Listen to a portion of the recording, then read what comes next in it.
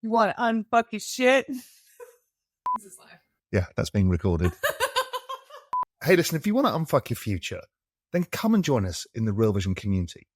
Incredible platform, amazing content, some of the smartest people in the world, and amazing tools. And guess what? It'll cost you nothing. Come to realvision.com. I'll see you there, and let's help you unfuck your future. Hey, everyone.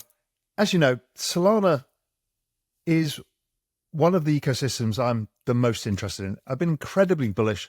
I love to see the vibrancy of what is happening in the space.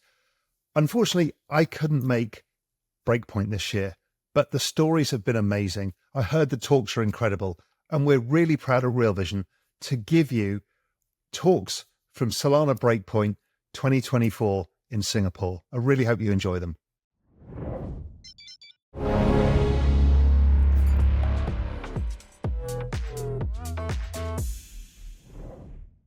All right, what's up, Ben?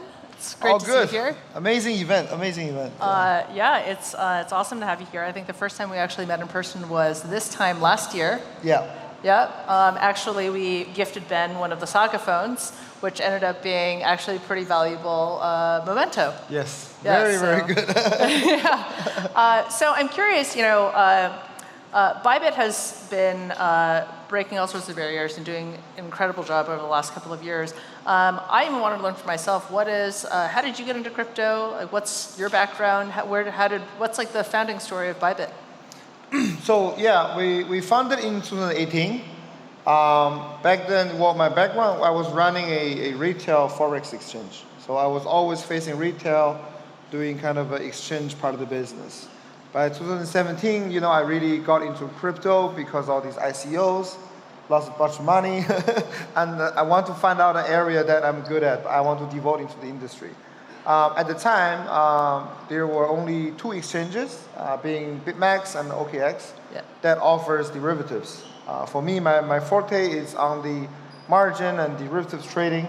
And when I look at the exchange at the time, it was really very simple compared to now. It was really just a website, and typically whenever market moves, there's overload.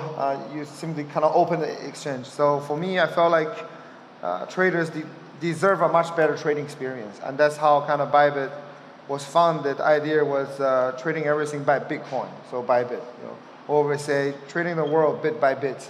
That's kind of our initial slogan. But now we're a whole ecosystem. We have spot, we have fiat. And we have pretty much all the products. Yeah. Got it. And for folks here, it sometimes seems like exchanges are all kind of very similar to one another. And so, what's different about Bybit versus other exchanges? Yeah, no, it's a good question. I think at least for the top players, we have different strategies.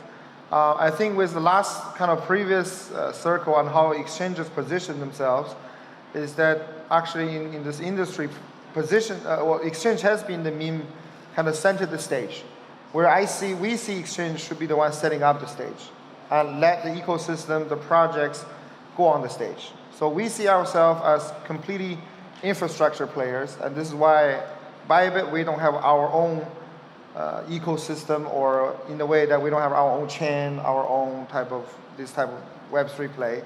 But we take clients and fuel the Web2 adoption to Solana, to other ecosystems. That's one thing. And we've been always very open on working with different partners. Bybit was the first one to work with Circle on USDC. We're the first one working with Ethena, USDE. I think we want to be the big supporter of Solana ecosystem, so we've always been working with players. That's, I think, one of the main differences. Yeah. Got it. And how do you think about, sometimes people think that centralized finance, or CeFi and DeFi, can even be competing with one another, because after all, one could say that liquidity, there's only so much in the ecosystem. And so what's your perspective on that, where they are collaborative and where they may also be competitive with one another? I think to our perspective, they are not competing at all. It's complementing. And our job, again, we build the road, the bridge to take people to wherever they want. And this is why Bybit is launching, we're building the Web3 wallet.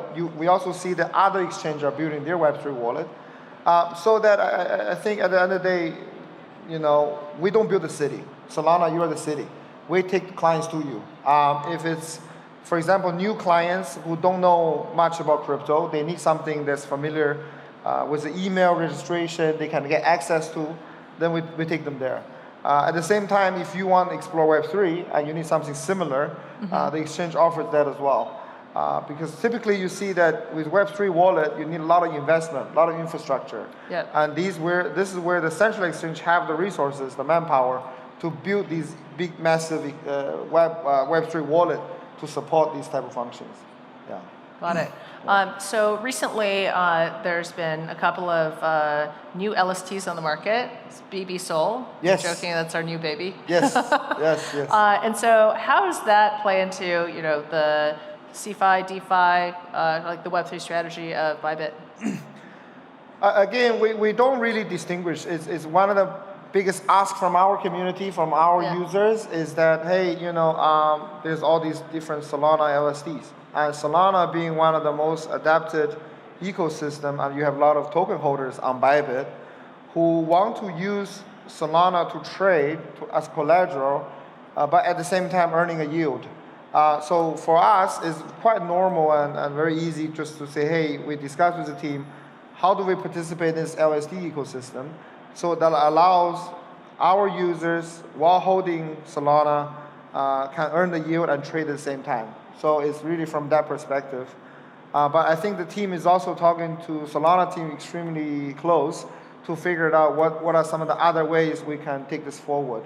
So, I mean, what's your perspective on exchange? I think all the major ones are launching LSDs. What's your perspective, and what do you think these LSDs plays in your ecosystem? Yeah, I think it's great because I think that Solana has one of the most diverse staking ecosystems by a long shot, right?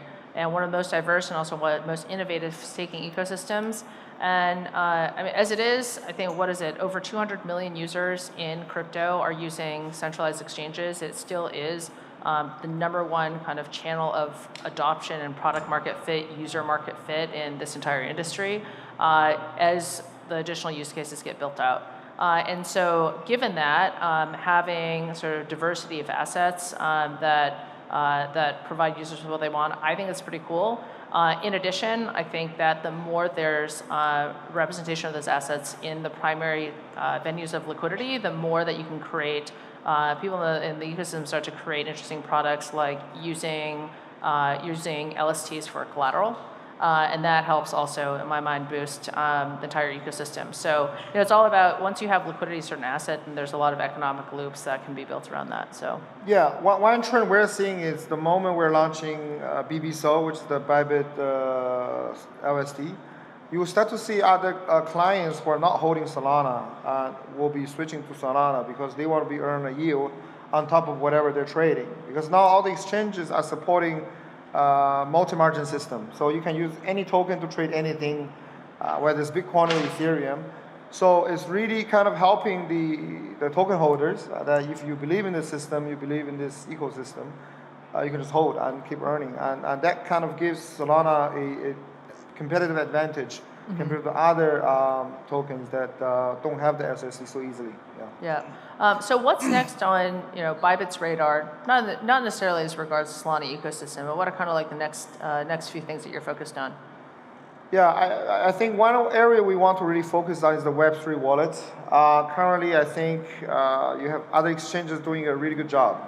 We think that we really need to invest into this aspect more, giving our self-custodian wallet more of a capability, more infrastructure to connect into multiple ecosystem, as well as offer users, some airdrops and basically the extra layer of safety. One kind of innovation we're doing is that how can we kind of help clients to prevent scams and fraud on a self-custodian wallet. So what we're doing is using a centralized way. Basically, if clients is inputting an address that we labeled in our big data system as a scam, we will have a big pop-out to tell users this is really a scam address, you got to be careful. So this is done by a centralized team. But at the same time, the team is looking into potentially if a client is already transferring a big sum amount we could have another team hijacking the price, the fees, to block that transaction for the users. So these are some of the centralized ways to handle, I guess, from our perspective, to help the clients a bit. But the end goal is to protect users and make sure they have a better experience. So Bybit, having started off as a derivatives exchange and now expanded into other trading products, what do you think about this sometimes critique of crypto, which is that the only use case of crypto is speculation? That's a debate we had yesterday. Well, it's a good thing. Well, I think whatever drives users into this industry, I wouldn't criticize it. I mean, without, I want to be honest, perfectly honest, without the speculation, maybe a lot of us won't be in this room. At least without that first part to get us into the industry, right? So I think that part is probably the first for a lot of people who find out about this industry and learn, and then they start to notice technology can really change the world, can really do many different things, and this is why we start to really get involved and get into the whole thing. So I think it's one way to look at it, but anyway, it's good to get users in. So our job is to, get users in, fuel mass adoption, whatever way it can be done. We don't really care. Yeah. And what do you think about kind of the evolution of various financial use cases beyond more the trading and liquidity oriented stuff as people get into payments and into a number of other folks in the industry have put together P2P payment networks and those types of kind of extensions of the financial ecosystem. What do you think about that? Yeah, I think crypto is becoming so big now that different parts of the world views crypto in a very different way. Give you an example, we have a crypto card in Argentina, and it's been adopted really fast. Reason being is the local currency is not doing so well. We cannot imagine if there's no crypto what the local people do with hyperinflation. So you can see their behavior is very different than, let's say, Japanese users on Bybit.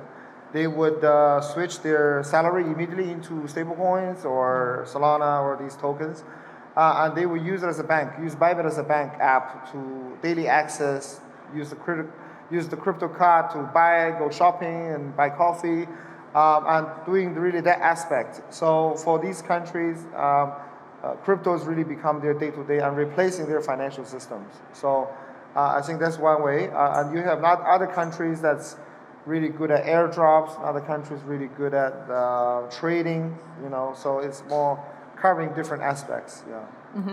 And here in Southeast Asia, and really this part of the world, what are the primary use cases and how do people use crypto here in Southeast Asia? Southeast Asia, it's also quite different. I would say Chinese users, Korean and Japanese are mainly using for trading purpose. So I would say majority of these retail users view crypto as a way to get rich quick, basically. So a lot of high leverage trading, a lot of new listed asset trading. So whenever there's new listings, new projects being listed on the exchange, these countries are typically get very hyped up on that. And then I think for Vietnam, Indonesia, Thailand, they actually focus more on spot. They're very into new token, meme coins, these type of things. Not so much on the derivative side of trading.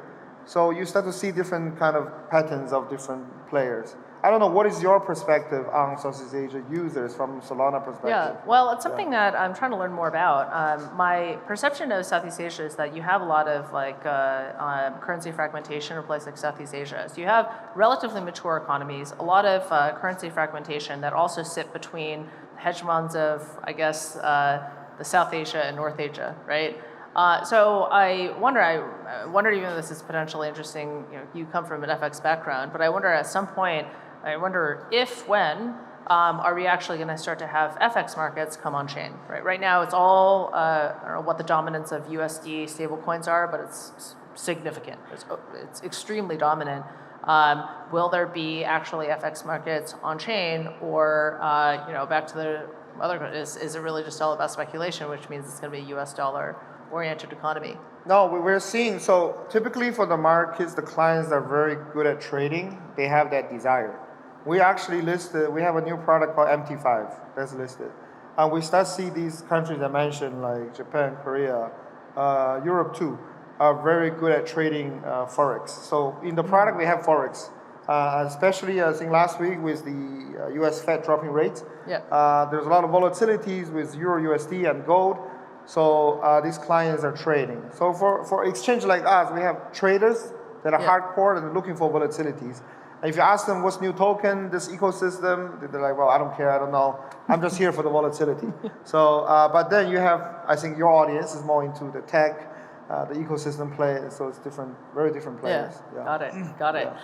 So lastly, anything new on the near-term horizon for Bybit? Any alpha we can share with the crowd here? We need to support Solana more. So we want to see more projects coming in. So let us know, guys. You see? Very good. I got to say also, thank you very much for Bybit for just being such a big supporter of the Solana ecosystem. It's really been great. Thank you. Thank you. Yeah. Thanks, guys.